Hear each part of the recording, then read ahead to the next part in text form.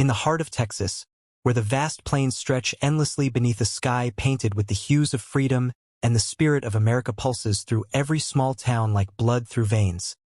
there emerged a young woman whose destiny would become a legend whispered in barracks and etched into the annals of military resilience, Elena Vasquez. Born on a warm summer evening in a modest home on the outskirts of San Antonio, where the air was perpetually scented with blooming jasmine and the distant hum of military aircraft from Lackland Air Force Base served as a constant reminder that service to nation was woven into the very fabric of life for families like hers.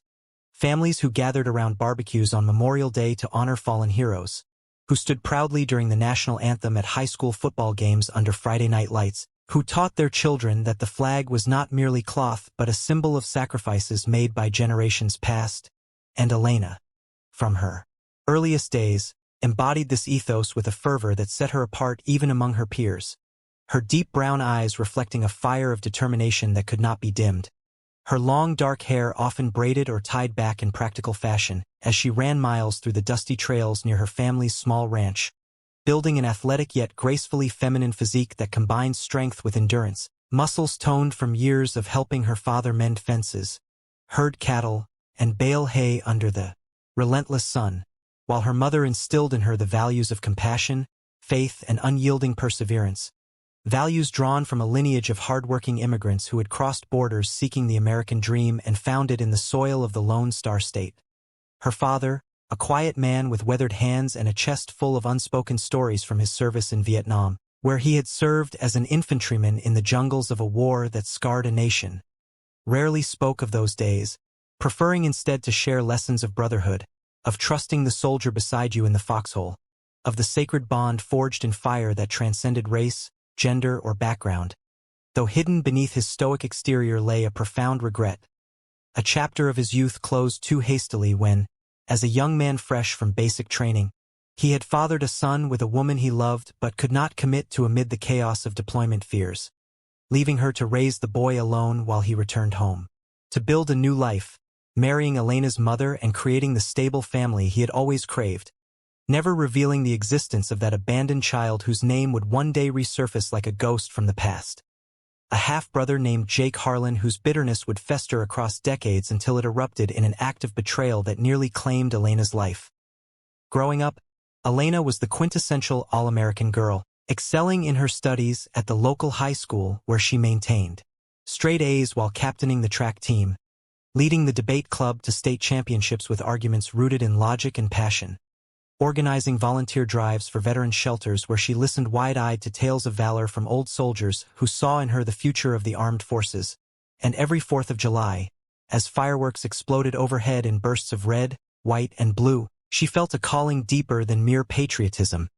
a desire to protect the freedoms that allowed her community to thrive, to stand in the gap for those who could not defend themselves. And when the events of September 11th unfolded during her formative years, though she was young, the images of planes striking towers and the subsequent response of a united nation galvanized her resolve, planting the seed that would bloom into a full commitment upon graduation. At 18, with diploma in hand and college acceptance letters gathering dust on the kitchen table,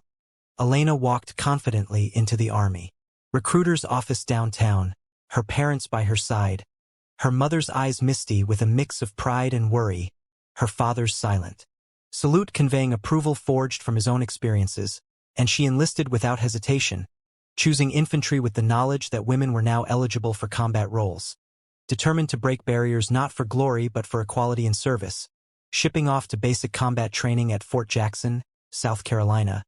where the South's humid heat tested her limits from day one, drill sergeants in campaign hats barking commands that echoed across the parade fields,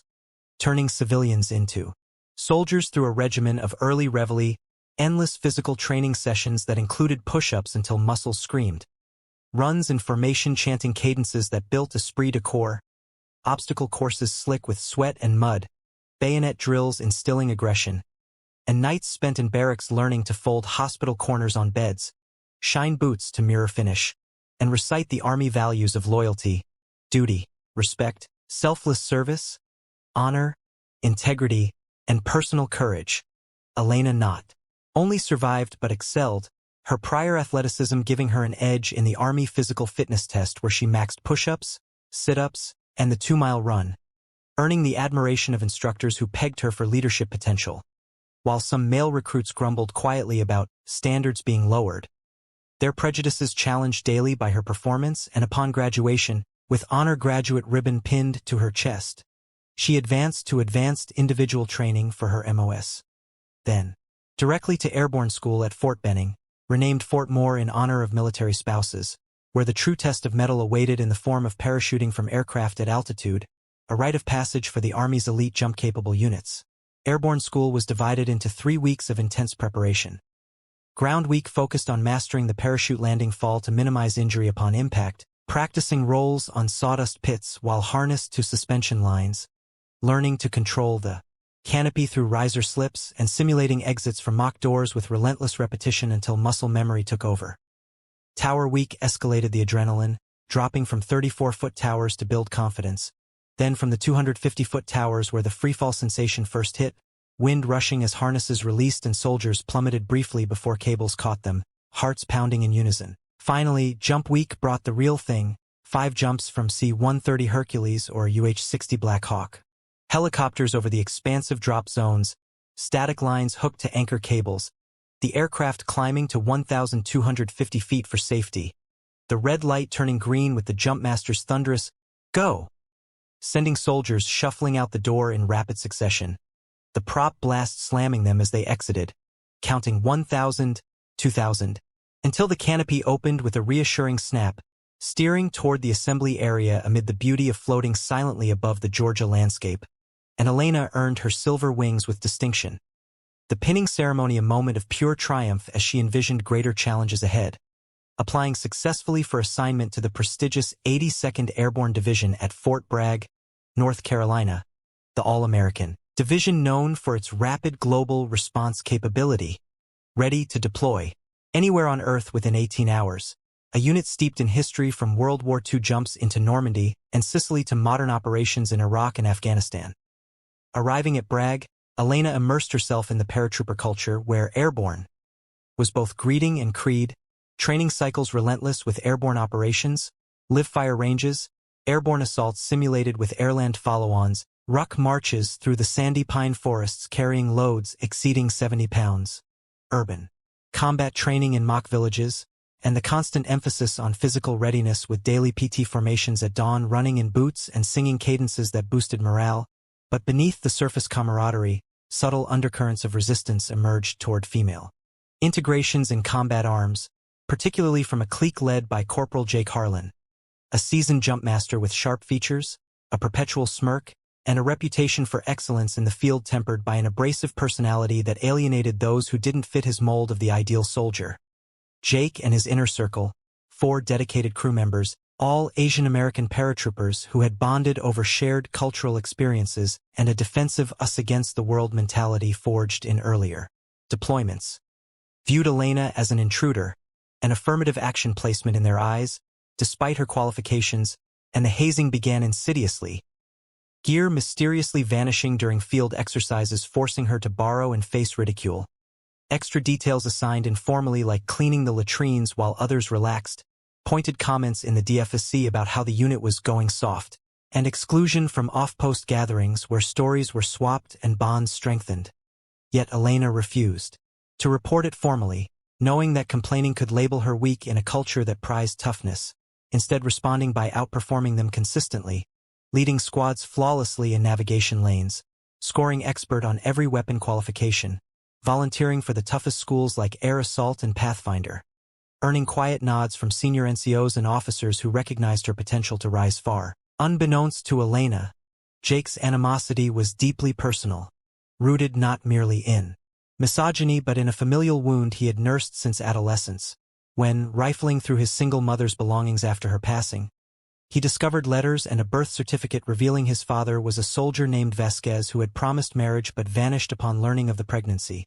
building a new family elsewhere, and years later, upon enlisting and hearing whispers of a female Vasquez excelling in the ranks, Jake connected the dots through subtle inquiries, confirming Elena as the half-sister who had grown up with the fatherly love he was denied,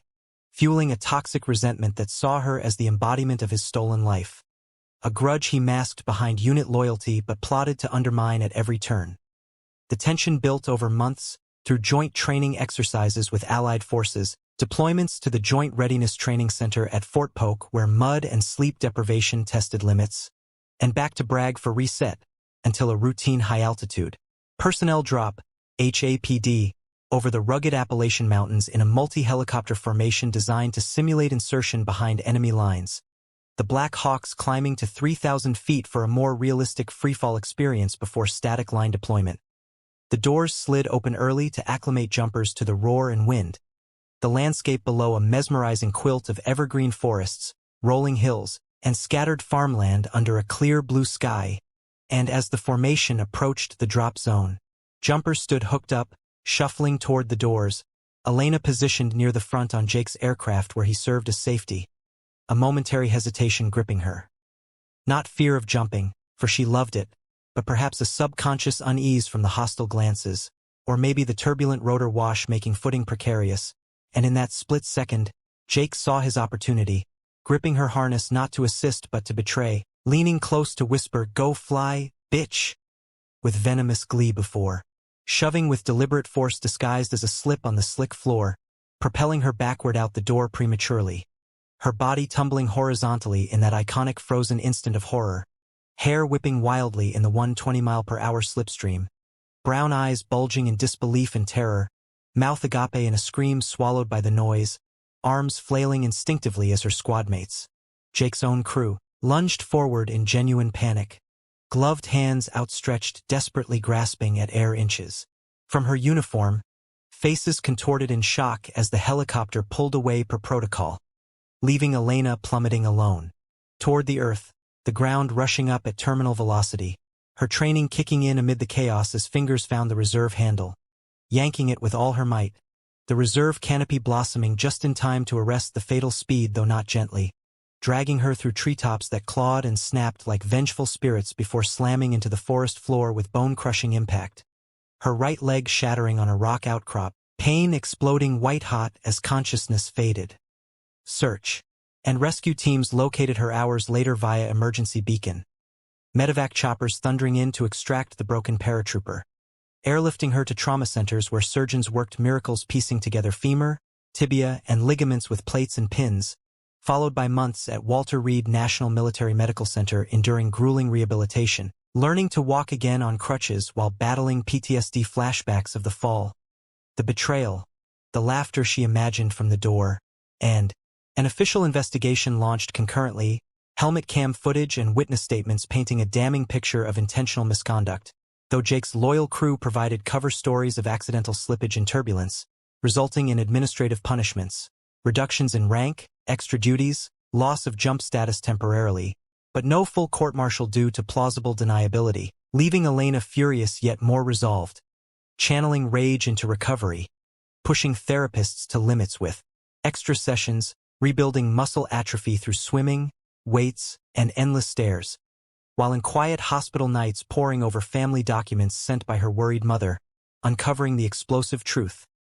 Jake Harlan shared her father's blood, the dates aligning perfectly with her parents' early marriage,